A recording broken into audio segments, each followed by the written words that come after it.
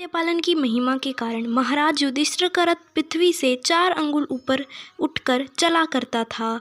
और जब महाराज युधिष्ठिर के व्यवहार अणु मात्र असत्यता आई, तभी से उनका रथ धरती पर टिक गया।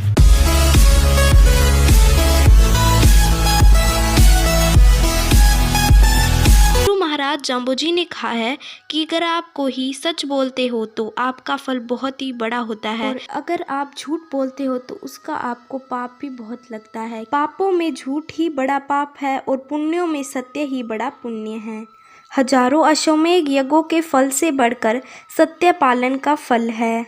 जो सत्यवाणी और सत्य कार्य में सदा संलग्न रहता है, वह इसी शरीर से भगवान के धाम में जाकर भगवत स्वरूप हो जाता है। और सत्य के प्रभाव से ही राजा युधिष्ठिर सशरीर स्वर्ग चले गए थे। हमेशा सत्य बोलने का फल बहुत ही बड़ा होता है। चलिए इसको एक कहानी के द्वारा समझते हैं। चंद्रमा के समान उज्जवल, सुस्पष्ट, सुंदर सींगों वाली नंदा नाम की गाय एक बार हरी घास चरती हुई वन में अपने समूह की दूसरी गायों से पृथक हो गई। दोपहर होने पर उसे प्यास लगी और जल पीने के लिए वह सरोवर की ओर चल पड़ी। किंतु सरोवर जब समीप ही था, मार्ग रोककर खड़ा एक भयंकर सिंह उसे मिला। सिंह को देखते ही नंदा के पैर रुक गए। वह थर थर कांपने लगी। उसके नेत्रों से आंसू बह चले। भूखे सिंह ने उस गाय के सामने खड़े होकर कहा, अरे तू रोती क्यों है? क्या तू समझती है कि सदा जीवित रहेगी? तू रो या हंस, अब जीवित नहीं रह सकती। मैं तुझे मारकर अपनी भूख मिटाऊंगा। गाय कांपते हुए बोली, वनराज, मैं अपनी मृत्यु के भय से नहीं रोती हूँ। जो जन्म लेता है उसे मरना ही है। परंतु मैं आपको प्रणाम करती हूँ। जैसे आपने मुझसे बातचीत करने की कृपा की, वैसे ही मेरी एक प्रार्थना स्वीकार कर लें। सिंह ने कहा, अपनी बात तो शीघ्र कह डाल, मुझे बहुत ही भूख लगी है। गौ माता ने कहा, मुझे पहली बार ही एक बछड़ा हुआ है और मेरा वह बछड़ा अभी घास मुँह में लेना नहीं जानता। अपने उस एकमात्र बछड़े के स्नेह से ही मैं व्याकुल हो रही हूँ। आप मुझे थोड़ा सा समय देने की कृपा करें, उसे मैं अपनी सखियों और माता को सौंप दूंगी। यह कहकर मैं आपके पास आ जाऊंगी। सिंह, तू तो बहुत चतुर जान पड़ती है, परंतु यह समझ ले कि मुझे तू ठग नहीं सकती। अपने पंजे में पड़े आहार को मैं छोड़ने वाला नहीं हूँ। गौ ने कहा, मुझ पर विश्वास करें। मैं सत्य की शपथ करके कहती हूँ कि बछड़े को दूध पिलाकर मैं आपके पास शीघ्र आ जाऊंगी। सिंह ने गौ की बहुत सी शब्दें सुनी। उसके मन में आया कि मैं एक दिन भोजन न करूं तो मुझे कोई विशेष कष्ट नहीं होगा।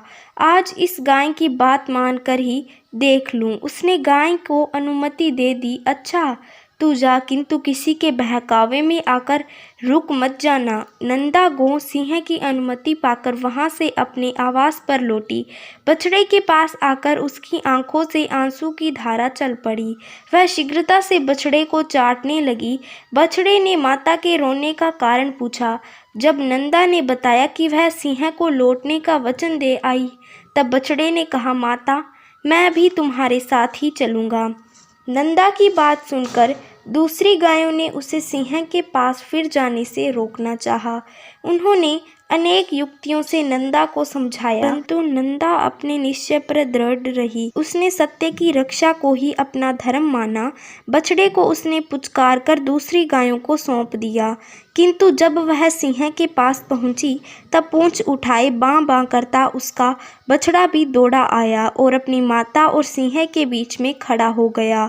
नंदा ने यह देखकर सिंह से कहा, मैं लौट आई हूँ। आप मेरे इस अबोध बछड़े पर दया करें। मुझे खाकर आप अपनी भूख शांत कर लें। सिंह गाय की सत्यनिष्ठा से प्रसन्न होकर बोला, कल्याणी, जो सत्य पर स्थिर है उसका अमंगल कभी नहीं हो सकता। अपने बछड़े के साथ तुम जहाँ जाना चाहो प्रसन्नता पूर्वक चली जाओ। उसी समय वहाँ जीवों के कर्म नियता धर्मराज प्रकट हुए। उन्होंने कहा, नंदा, अपने सत्य के कारण बछड़े के साथ तुम अब स्वर्ग की अधिकारिणी हो गई हो और तुम्हारे सैन स्वर्ग से सिंह भी पाप मुक्त हो गया है। जहाँ झूठ ही सत्य का काम करे, यानी जहाँ झूठ बोलने से किसी प्राणी का संकट टल जाता हो, अथवा जहाँ सत्य ही झूठ बन जाए, अर्थात जहाँ सत्य बोलने से किसी का जीवन संकट में पड़ जाए, ऐसी जगह पर सत्य कभी नहीं बोलना चाहिए। तो आज के वीडियो में बस इतना ही। अगर आप सभी को वीडियो अच्छा लगे तो इसे लाइक करें और हमारे चैनल को सब्सक्राइब करें। धन्यवाद।